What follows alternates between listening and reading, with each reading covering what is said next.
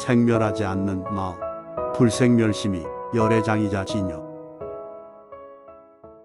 대승기 신론서. 이른바 아래는 두 번째로 상을 분별한 부분이다. 불생불멸이란 위의 열애장을 가리킨다. 생멸하지 않는 마음이 움직여서 생멸을 일으켜 서로 버리거나 여의지 않음을 함께 화합한다라고 이름하니, 이는 이하의 내용에서 마치 대수가 바람에 의지하여 물결이 일어날 적에 수상과 풍상이 서로 버리거나 여의지 아니함과 같다 라고 하면서 자세하게 말한 것과 같다.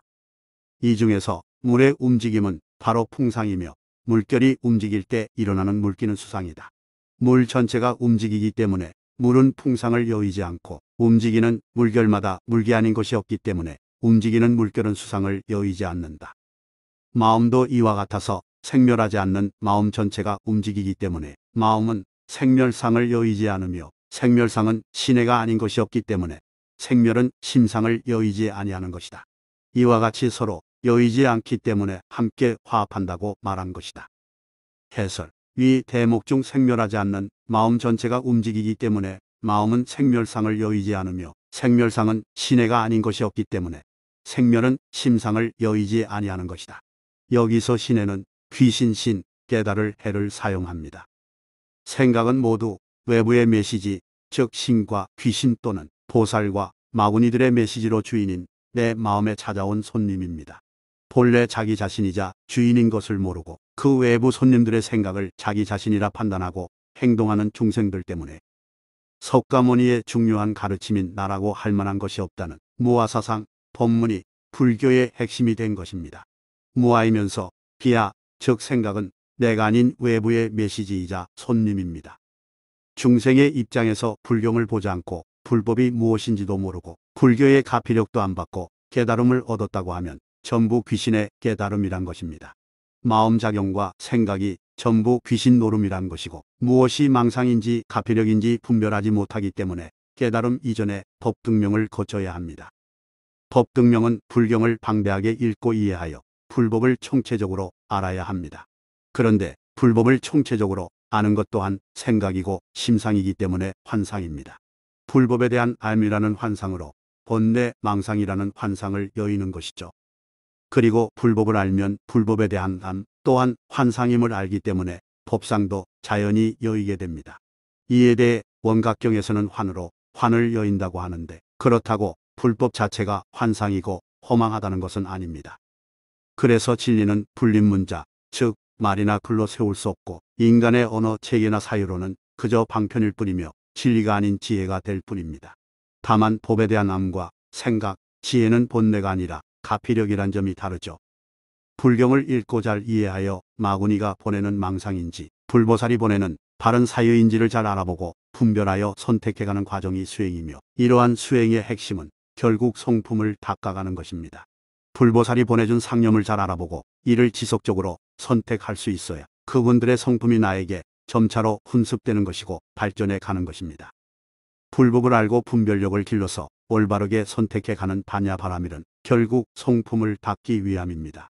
중생에게 불성이 있다 함은 금광석의 금과 금반지의 금이 다르지 않은 것과 같으나, 다만 금광석을 재련하여 반지로 만드는 과정은 필요합니다. 재련하지 않은 금광석을 보면 뭐가 금이고 뭐가 돌인지 구분이 잘 안 되죠. 재련해서 돌을 다 부수고 벗겨내고 녹여서 금만 추출해내야 합니다. 다만 재련 과정 또한 금광석에서 뭐가 금인지 돌인지 구분하지 못하고 어떻게 재련해야 하는지 모르기 때문에 눈 밝은 전문가의 손을 거쳐야 합니다. 원각경의 내용으로 영상을 마치겠습니다. 원각경. 이때 보현보살이 대중 가운데 있다가 자리에서 일어나 부처님 발에 이마를 대어 예를 올리고 오른쪽으로 세 바퀴 돌고 나서 단정히 몸을 세운 채 꿇어앉아 합장하고 부처님께 아뢰었다. 대비하신 세존이시여, 바라옵건대 이 모임에 모인 여러 보살들과 말법세계의 일체 중생으로서 대승을 닦으려는 이들을 위하여 말씀해 주시옵소서. 이 원각의 청정한 경계를 듣고 어떻게 수행해야 합니까? 세존이시여, 저 중생들이 환과 같은 것임을 아는 이들이라면 그의 몸과 마음도 환이거니 어떻게 환으로서 다시 환을 닦고 오리까? 만일 온갖 환의 성질이 다 없어지는 것이라 하면 곧 몸과 마음마저도 없어지리니 누가 수행하는 것이오며 어찌하여 또 환과 같은 것을 수행하라고 말씀하시옵니까? 만일 모든 중생들이 처음부터 수행하지 않는다면 생사 속에서 항상 환화에 묻혀 있었어 일찍이 환과 같은 경계의 임을 분명하게 알지 못하리니 망상의 마음에서 어떻게 벗어나오리까? 바라옵건대 말법세계의 모든 중생들을 위하여 말씀해 주십시오. 어떠한 방편과 점차를 닦아 익혀야 모든 중생들로 하여금 온갖 환을 영원히 여의도록 하겠나이까? 이렇게 말하고는 오체투지하며 이와 같이 3번 청하여 거듭 되풀이하였다. 그때 세존께서 보현보살에게 말씀하셨다. 훌륭하고 훌륭하도다 선남자야. 그대는 이제 모든 보살들과 말법세계의 중생들을 위하여 보살이 환과 같은 삼매를 닦아 익히는 방편과 그 점차를 물어서 모든 중생들로 하여금 온갖 환을 여일 수 있게 하는구나.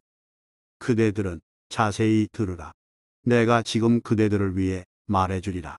그때 보현보살은 분부를 받들고 기뻐하면서 대중들과 함께 귀를 기울이고 있었다. 선남자야, 일체 중생들의 갖가지 환화가 모두 열애의 원각묘심에서 나온 것이니 마치 허공의 꽃이 허공에 생긴 것과 같다. 환인 허공의 꽃은 없어지더라도 허공의 본성은 무너지지 않나니 중생의 환인 마음도 다시 환에 의하여 없어질 것이나 모든 환이 다 없어진다 하더라도 본각의 마음만은 움직이지 않느니라. 환에 의하여 본각을 말할지라도 그 이름은 환이며 만일 본각이 있다고 말할지라도 오히려 환을 여의지 못한 것이며 본각이 없다고 말할지라도 역시 그러하니라. 그러므로 환이 없어져야 동요하지 않는 경지라고 이름할 수 있느니라. 선남자야, 일체의 보살과 말법세계 중생들은 온갖 헛개비인 허망한 경계를 멀리 여여야 할 것이니 멀리 여의려는 마음을 굳게 잡아 지니어서 환과 같은 마음도 멀리 여여야 하며 환을 멀리 여의겠다는 생각은 물론 또한 멀리 여의었다는 그 생각까지도 멀리 여의어서 더 이상 멀리 여일 것이 없게 되면 곧 모든 환은 없어지느니라. 비유하건대 마치 나무를 비벼 불을 일으키려 할 적에 2개의 나무를 서로 비벼 불이 일어나 나무가 다 타서 없어지면 재는 날아가고 연기는 사라지는 것처럼 환으로서 환을 닦는 것도 그와 같아서 모든 환은 비록 다 없어지더라도 아주 없어지는 것에 들어가지는 않느니라. 선남자야, 환인 줄 알면 곧 여의게 되나니 방편을 쓸 필요가 없으며 환을 여의면 곧 깨달음이니 또한 점차의 계의도 없느니라. 일체의 보살들과 말법세계의 중생들은 이것을 의지하여 수행해야 할 것이니 이렇게 하여야 비로소 모든 환을 영원히 여일 수 있느니라. 구독과 좋아요는 불교 전파에 큰 힘이 됩니다.